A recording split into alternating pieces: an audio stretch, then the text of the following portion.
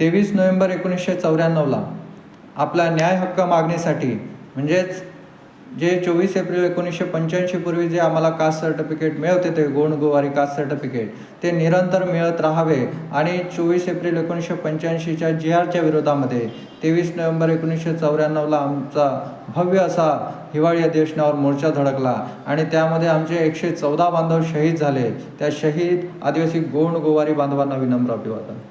मी किशोर चौधरी, जिल्हा वर्धा, आमरण उपोषणकर्ता म्हणून आणि संविधानिक गोंडगोवारी जमात कृती समितीच्या माध्यमातून आपल्या सर्वांना आवाहन करतो की माझी मातृशक्ती आहे, पितृशक्ती आहे, युवाशक्ती आहे. आज खऱ्या अर्थाने या जमातीला लढा तेवढ्याच ताकदीनं लढणं गरजेचं आहे की या जमातीचा जो इतिहास आहे तो इतिहास वारंवार शासन पलटवण्याचं काम करत आहे आणि कुठेतरी आता आपल्याला त्याच पद्धतीनं दिसतं आहे. कारण की आदिवासी गोंडगोवारी संवैधानिक हक्क संघर्ष कृती समितीच्या माध्यमातून जो लढा लढला गेला होता त्यामध्ये आमची जी प्रमुख मागणी होती की 24 एप्रिल 1985च्या GRमध्ये जे आमची ॲफिनिटी, आमची संस्कृती आहे ती गोंडगोवारी जमातीची संस्कृती त्यामध्ये नमूद करावी.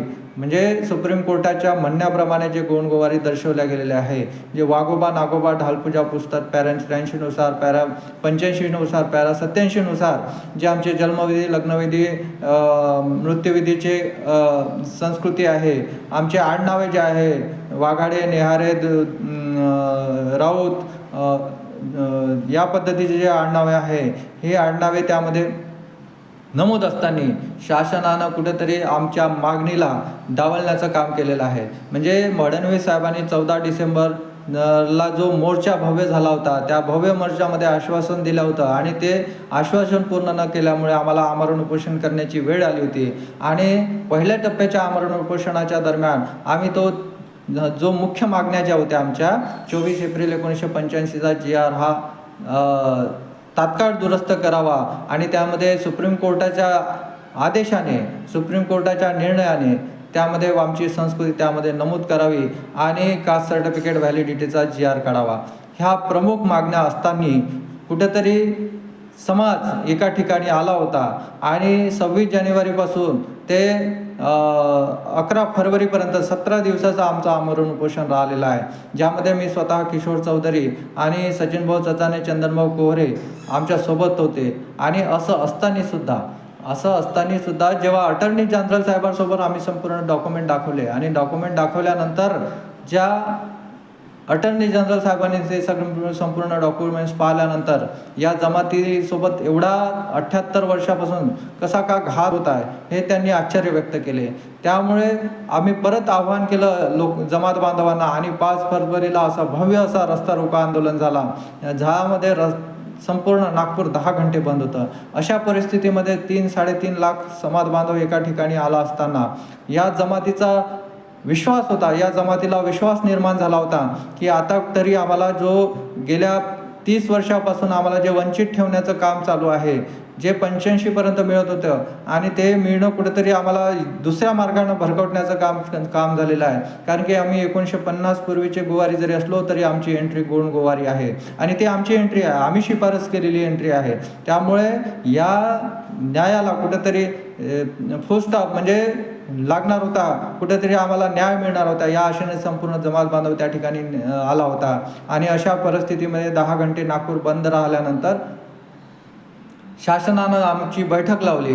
आमचं म्हणणं होतं की शासनानं त्याच ठिकाणी यावं, पण आमच्या काही लोकांची जे टीम होती त्यांनी ठरवलं की नाही आपण त्या ठिकाणी गेलं पाहिजे. म्हणून आम्ही शिष्टमंडळ बनवलं आणि शिष्टमंडळ लोकांच्या मीटिंग म्हणजे त्या ठिकाणी बसून जमात बांधवांना विचारून त्या ठिकाणी आम्ही पाठवलं गेलेलं शिष्टमंडळ होतं. पण त्या शिष्टमंडळाने जे 10 फरवरीला जे शिष्टमंडळ मुंबईला गेलं होतं त्या शिष्टमंडळाला आम्ही आदेश किंवा निर्णय घेण्याची भूमिका दिली नव्हती. आम्ही फक्त त्या ठिकाणी त्यांना पाठवलं होतं की शासनाची भूमिका काय आहे, आमच्या ज्या प्रमुख मागण्या ज्या 2 आहेत त्या प्रमुख मागण्यावर शासन होकार द्यायला तयार आहे की नाही आहे. कारण की तत्पूर्वी आमची अटर्नी जनरल साहेबांसोबत मीटिंग झाली होती.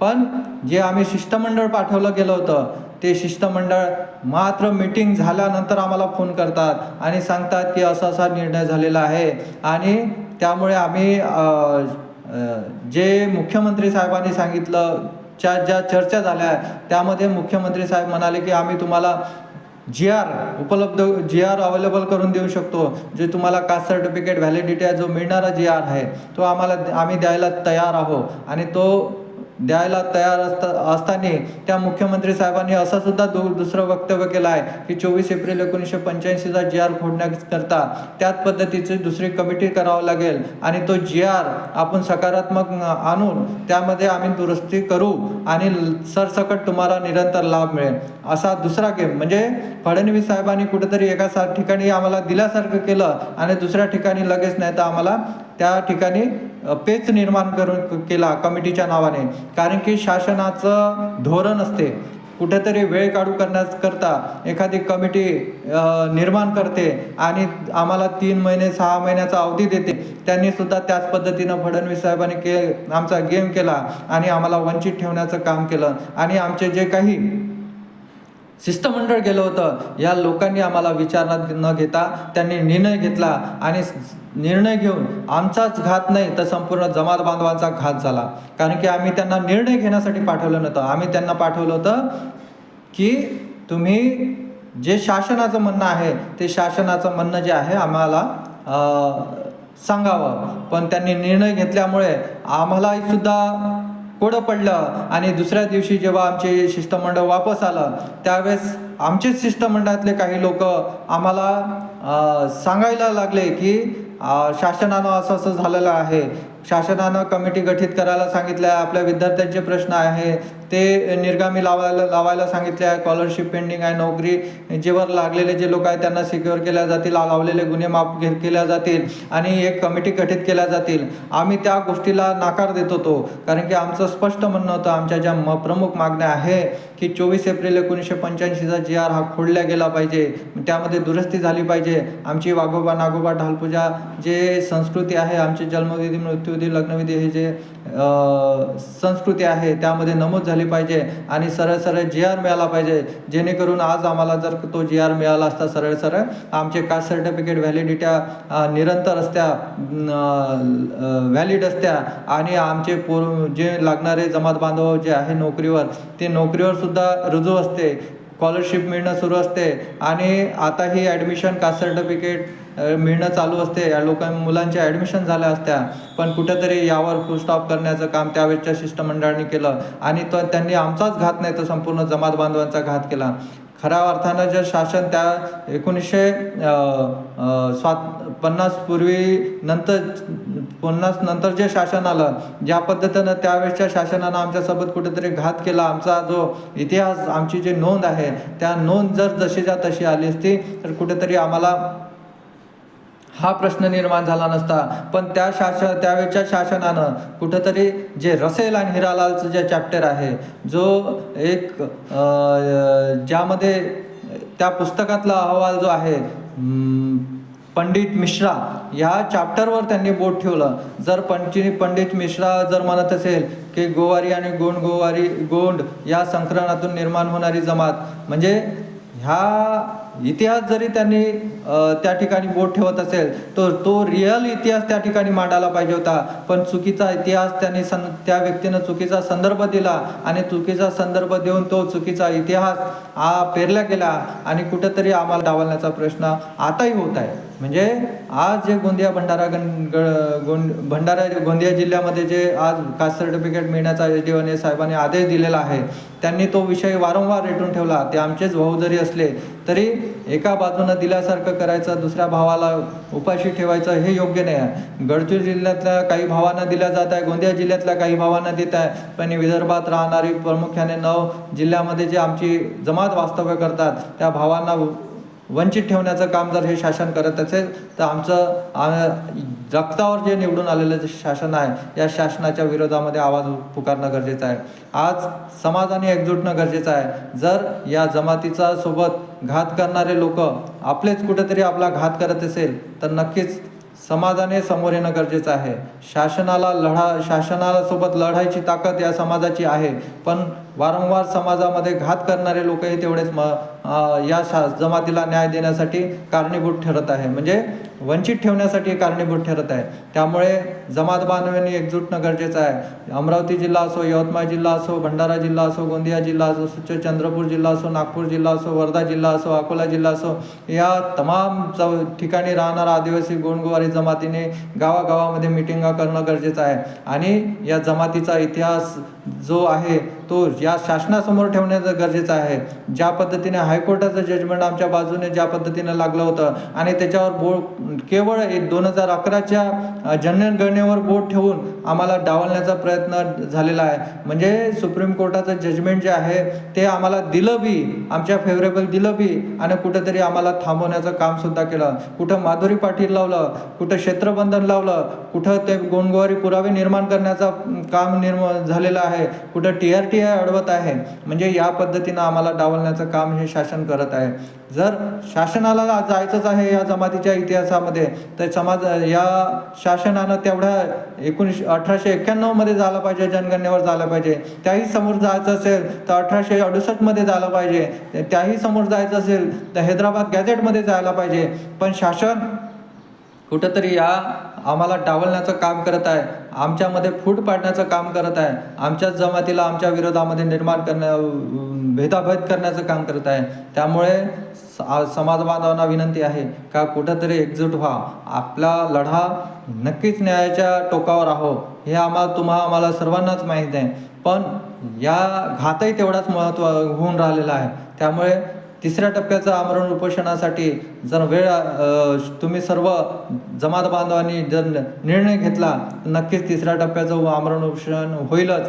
आणि त्यासाठी गाव लेवलवर, तालुका लेवलवर आणि जिल्हा लेवलवर मिटिंग होणं गरजेचं आहे. आणि या शासनाच्या विरोधामध्ये 3ऱ्या टप्प्याचं आमरण उपोषण आरपारचं होणं गरजेचं आहे. जर हे आमच्या रक्तावर निवडून येणारं सरकार जर आमचं काम करत नसेल तर आम्ही त्याहीपेक्षा जास्त रक्त सांडवायला तयार आहोत आणि या शासनाला दाखवून द्यायला तयार आहोत. आमचे 114 बांधव शहीद झालेच आहे आणि अजूनही आम्ही शहीद व्हायला तयार आहोत.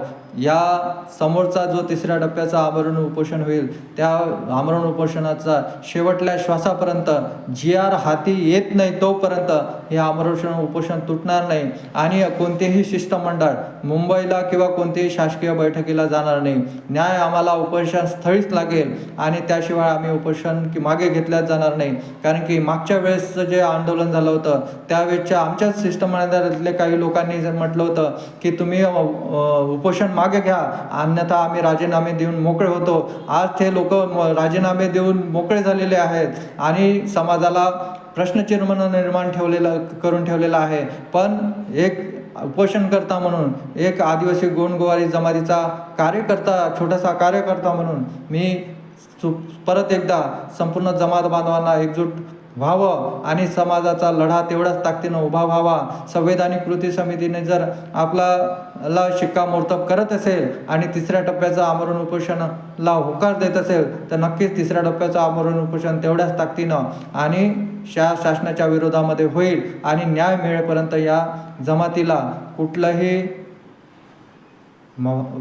कुठलाही निर्णय होईपर्यंत, म्हणजे कास्ट सर्टिफिकेटचा व्हॅलिडिटीचा GR निघेपर्यंत, जोपर्यंत निर्णय शासन घेत नाही तोपर्यंत ते आंदोलन मागे घेतलं जाणार नाही. एवढंच जमात बांधवांना आश्वस्त करतो आणि समोरच्या लढ्यासाठी गावामध्ये, तालुक्यामध्ये, जिल्ह्यामध्ये मोठ्या प्रमाणात मिटिंगा व्हाव्या आणि तेवढ्याच ताकदीनं प्रत्येक आदिवासी गोंडगोवारी जमात बांधवांनी एकत्र यावं आणि हा लढा कोणत्याही राजकीय पक्षाचा किंवा पक्षाला बळी न पडता, संभ्रम निर्माण न होता किंवा वेगवेगळ्या पक्षामध्ये काम करणारे जमात बांधवांनी समाजासाठी एकत्र येणं गरजेचं आहे आणि तेवढ्याच ताकदीनं लढणं गरजेचं आहे. त्यामुळे समाजाला न्याय महत्त्वाचा आहे. पक्ष येतील जातील, संघटना येतील जातील, पण न्याय महत्त्वाचा आहे. संवैधानिक कृती समिती प्रामाणिकपणे लढा देत आहे आणि 3ऱ्या उपोषणासाठी आपल्या जमात बांधवांनी एकजूट होणं गरजेचं आहे. त्यामुळे संपूर्ण जमात बांधवांना विनंती आहे की सर्वांनी एकजूट राहा, आंदोलनाची तयारी करा आणि समोरच्या लढ्यासाठी तेवढ्याच ताकदीनं आम्ही सर्व लढायला तयार आहोत. तुम्ही जमात बांधवांनी सुद्धा एकजूट राहणं गरजेचं आहे. एवढं बोलतो, इथेच थांबतो.